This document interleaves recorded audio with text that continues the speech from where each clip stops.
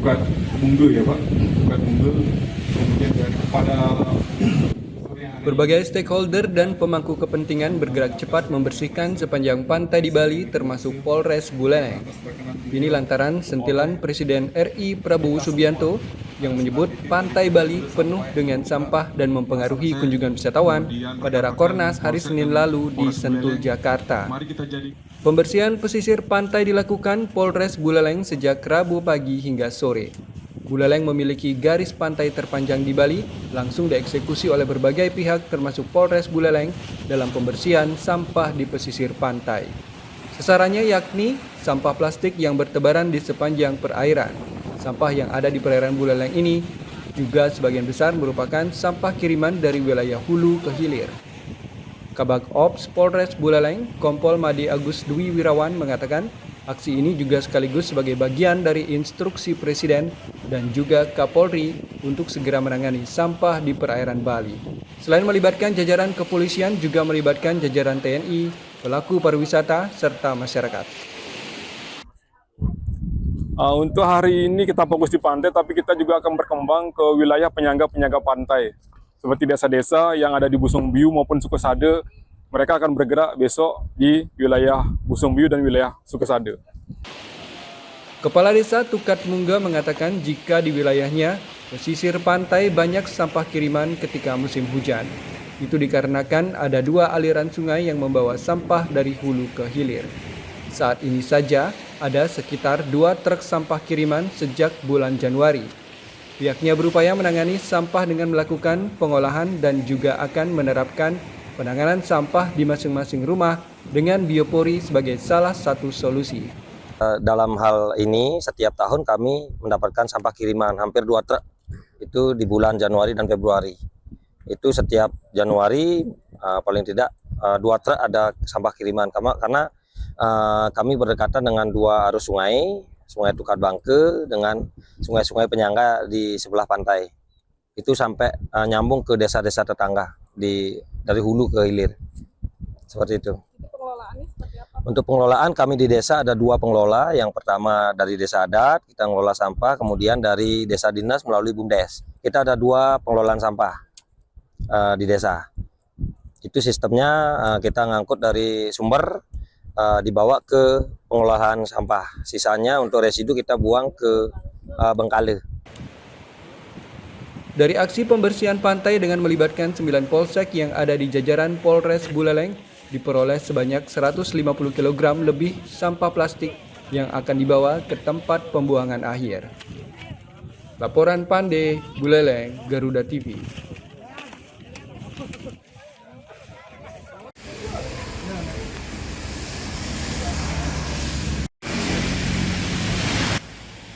Program Makan Bergizi Gratis atau MBG di Kabupaten Karangasem, Bali diwarnai insiden penarikan kembali sejumlah paket makanan.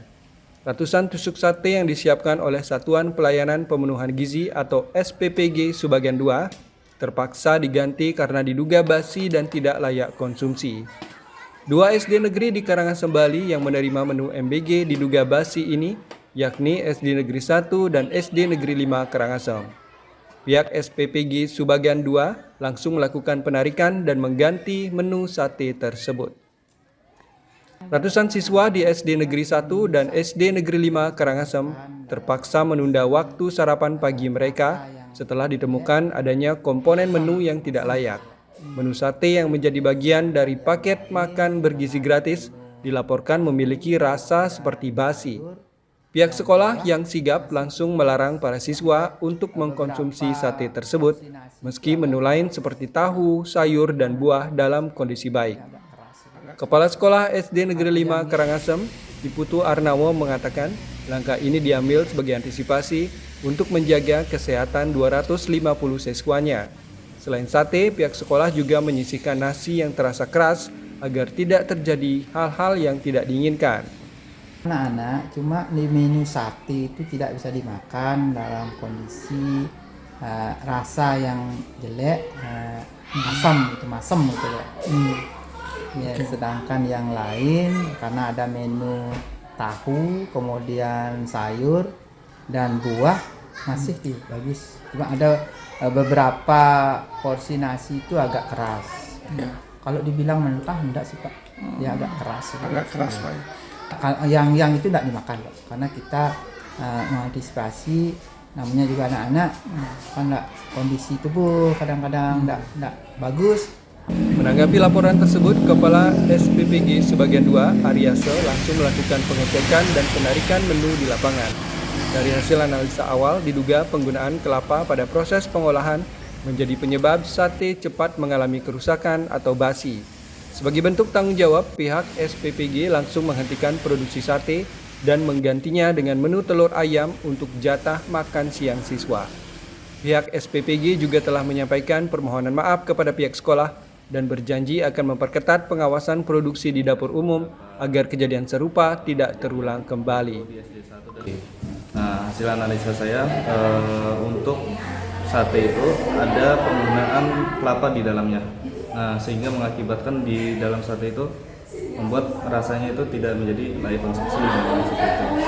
Untuk langkah-langkah yang kita ambil, yang pasti yang pertama kita lakukan klarifikasi ke sekolah bahwa untuk tidak dikonsumsi untuk menu satenya, dan yang kedua saya melakukan stop produksi di dapur kami agar untuk menggantikan dengan menu telur ayam untuk yang siang yang belum didistribusi.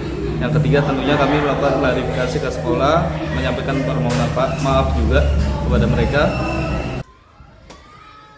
Pihak otoritas terkait diharapkan terus memantau standar kebersihan dan kualitas bahan makanan pada program MBG ini, mengingat sasaran utamanya adalah anak-anak sekolah dasar. Laporan Budiase, Karangasem, Garuda TV.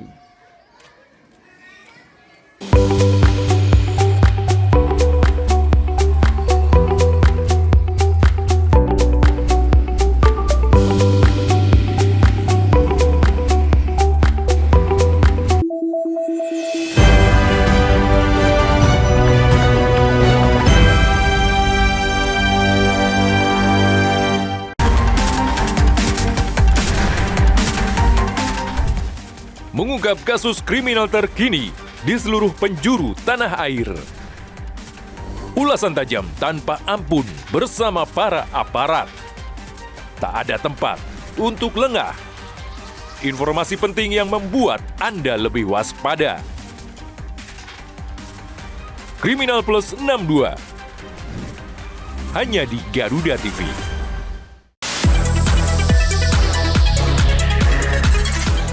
Dunia hiburan memang selalu penuh warna. Drama panggung yang tak terlupakan hingga cerita cinta yang menghebohkan. Rahasia di balik kesuksesan para selebriti. Adegan intens, suasana lokasi yang menegangkan. Kehebohan apa saja yang terjadi saat ini. Saksikan Gosip Panas Selebriti.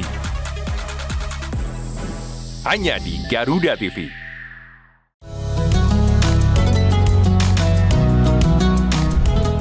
Melalui konsep dakwah santai dan edukatif, mengajak pemirsa memahami ajaran Islam melalui pendekatan ringan dan penuh kehangatan. Atau nanti dikabulkannya di akhirat, nggak dikabulkan di sini. Mengapa manusia tetap harus berdoa? Dari perspektif Islam untuk mempererat toleransi di Indonesia, Harmoni Indonesia. Hanya di Garuda TV.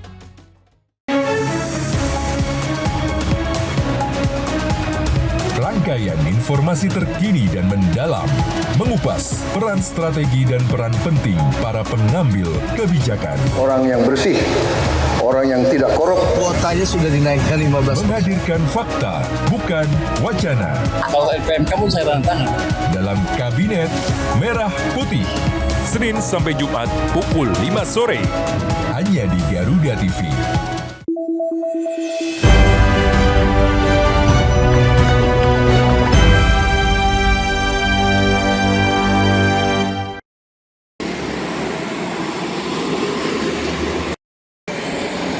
Kesadaran berlalu lintas di Kabupaten Badung menunjukkan tren yang positif.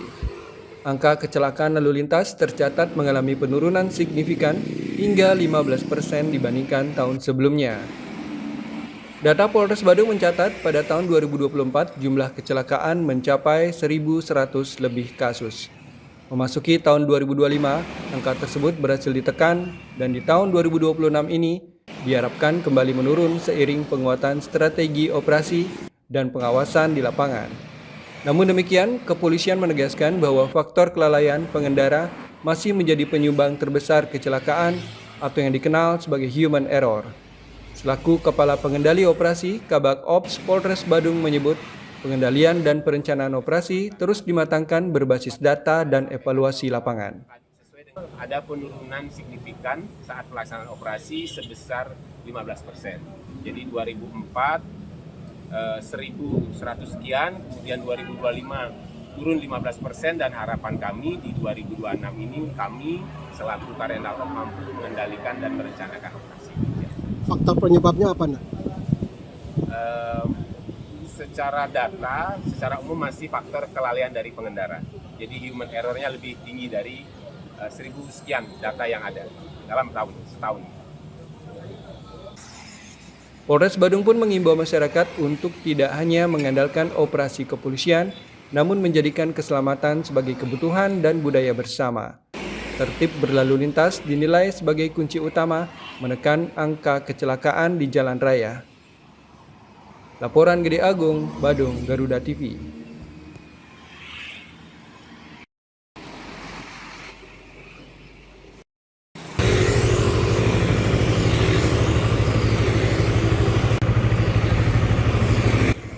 Untuk mempercantik estetika kota Karangasem pada malam hari, pemerintah Kabupaten Karangasem pada tahun ini melalui Dinas Perhubungan Kabupaten Karangasem berencana menambah 97 titik lampu penerangan jalan umum atau LPJU hias.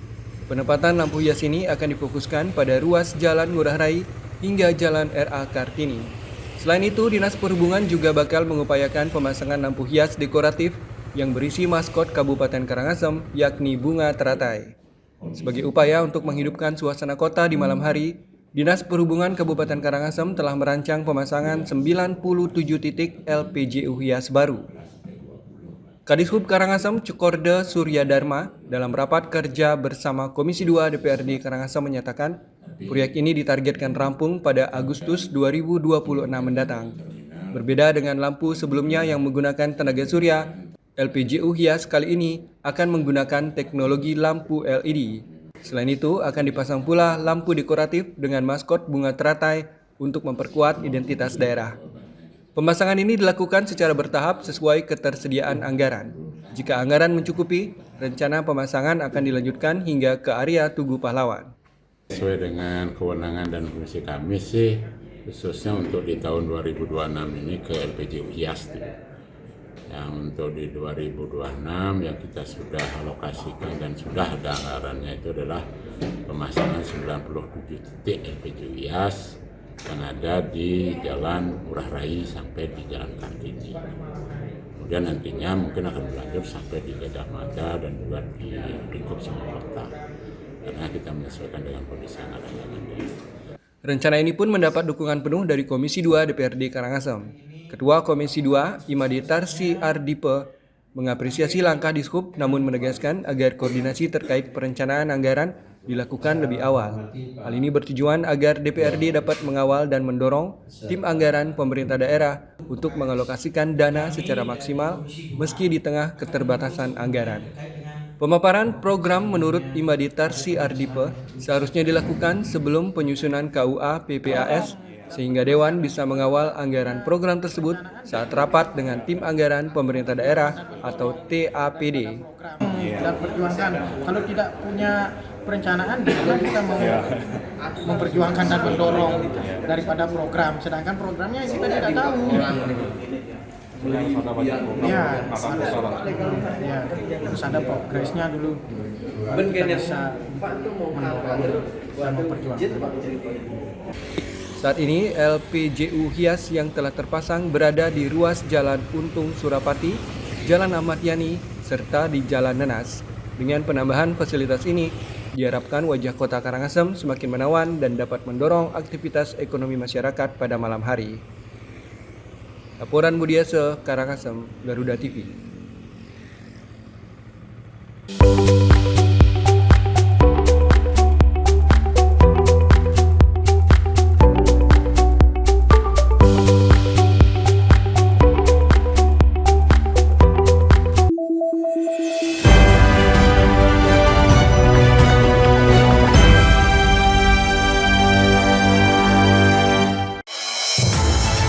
Dinamika peristiwa publik terus bergerak, informasi terkini, akurat, dan terpercaya.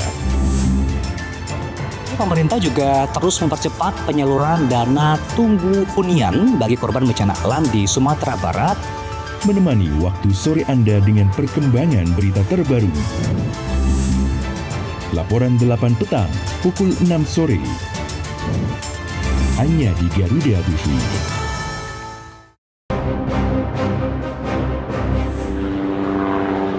Dalam operasi militer modern, helikopter ringan memiliki peran strategis. Kemampuannya untuk beroperasi di medan yang sulit hingga mampu bergerak rendah dengan manuver cepat. Didesain untuk menyusup, menyerang, dan menjemput. Seperti apakah si kecil penakluk langit? Saksikan In Militer. Setiap hari pukul 2 siang. Hanya di Garuda TV.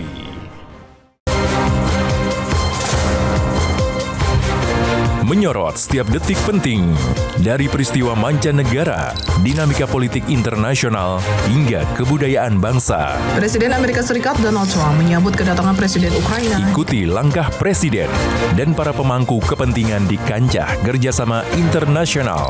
Perbatasan diplomat Thailand dan Kamboja bertemu di pos perbatasan. Dunia Kita, setiap Jumat pukul 4 sore hanya di Garuda TV.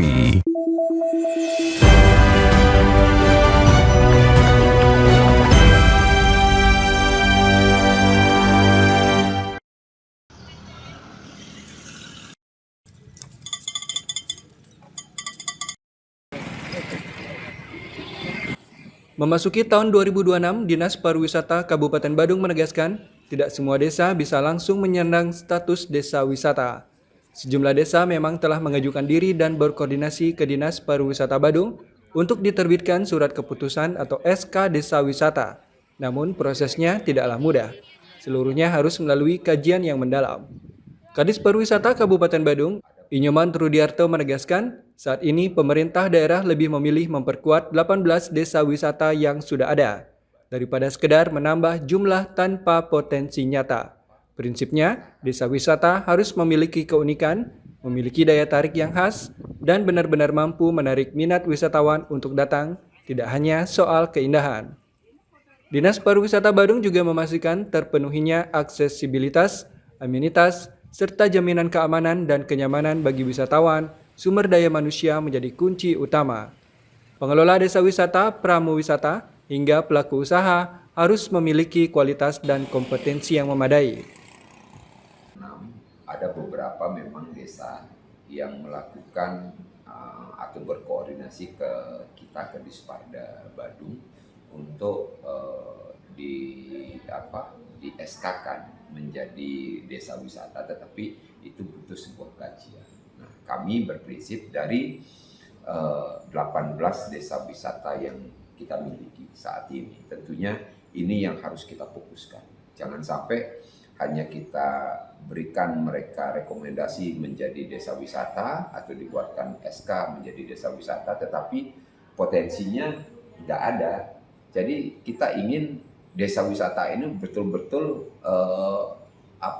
mempunyai sebuah keunikan, memiliki sebuah daya tarik yang memang betul-betul menjadi minat wisatawan untuk datang. Nah, produk wisata pun tak luput dari perhatian. baik dari sisi keamanan, kenyamanan, maupun mutu layanan. Untuk mewujudkannya, Dinas Pariwisata Badung tak bergerak sendiri. Koordinasi dilakukan dengan Dinas Pertanian, Dinas Kominfo, hingga BPBD terkait keamanan dan kerawanan bencana.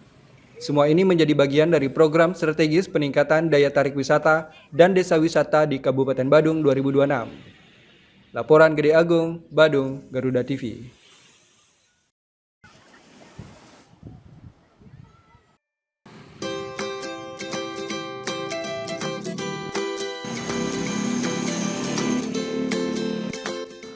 Program pemerintah Republik Indonesia terkait ketahanan pangan terus didorong hingga ke tingkat desa. Tujuannya jelas, membangun kemampuan desa agar mampu memenuhi kebutuhan pangan warganya secara mandiri dan berkelanjutan dengan memperhatikan ketersediaan, keterjangkauan, kualitas, serta nilai gizi pangan. Sejumlah desa di Badung pun melakukan berbagai inovasi. Salah satunya adalah Desa Dharma Sabe, mengembangkan program ketahanan pangan berbasis potensi lokal. Berbekal Desa Dharma Sabe, Ida Bagus Surya Prabawa Manuabe menyebutkan saat ini desanya memiliki 2 program unggulan. Yang pertama adalah berlian atau beternak lele untuk kemandirian dan nutrisi anak. Program ini tidak hanya mendorong ketahanan pangan, namun juga berperan dalam pemenuhan gizi bagi anak-anak, ibu hamil, balita, dan lansia. Program kedua bernama Lestari, yakni lestarikan, hijaukan, dan gunakan untuk kepentingan bersama. Lestari mengubah lahan-lahan terlantar dan tak terurus menjadi kawasan pertanian yang hijau, produktif, dan bermanfaat bagi masyarakat. Dalam pelaksanaannya, Desa Dharma Sabe memanfaatkan kompos hasil pengelolaan TPS 3R yang terbukti memperkuat kualitas tanaman dan menghasilkan panen sepanjang tahun tanpa tergantung musim. Sejak tahun 2023 hingga 2025, program ini telah menghasilkan berbagai komoditas seperti cabai, tomat, dan hasil pertanian lainnya. Menariknya, program ketahanan pangan ini juga berdampak pada pengendalian inflasi di tingkat desa, terutama untuk bahan pangan strategis seperti cabai yang harganya kerap melonjak di luar musim. Memiliki 2 inovasi di desa. Yang pertama namanya berlian, yaitu beternak lele untuk kemandirian dan nutrisi anak. Lalu ada satu lagi lestari. Lestari itulah lestarikan, hijaukan, dan gunakan untuk kepentingan bersama suatu tempat yang tadinya mungkin tidak terjamah tetapi menjadi kawasan yang lebih komprehensif, hijau. Lestarikan, kemudian hijaukan, kemudian gunakan sebuah lingkungan yang tadinya mungkin tidak terkirakan sebagai tempat yang menjadi kawasan untuk bisa pertanian. Kami memanfaatkan tempat-tempat yang tadinya itu tidak terurus, berada di perbatasan. Kami jadikan sebuah kawasan pertanian dengan menggunakan kompos yang dihasilkan TPS 3R. Dan itu sudah terbukti di tahun 2023, 2024, 2025 itu menghasilkan produk-produk yang tidak perlu mengikuti musimnya. Sebelum adanya aturan baru terkait pengelolaan ketahanan pangan oleh BUMDes, hasil panen dibagikan langsung kepada masyarakat. Baik ikan lele, cabai maupun tomat diberikan kepada anak-anak, ibu hamil, balita, lansia, hingga penyandang disabilitas. Meski memasuki tahun 2025-2026, terdapat perubahan pola pengelolaan ketahanan pangan yang diserahkan kepada BUMDes. Desa Dharma Sabe tetap konsisten menjalankan program penanaman secara mandiri. Kelompok PKK pun terus dilibatkan dalam pemanfaatan lahan terbengkalai. Bahkan pada tahun ini, pemerintah desa telah membeli lahan persawahan yang akan dijadikan pusat program ketahanan pangan desa ke depannya. Laporan Gede Agung, Badung, Garuda TV.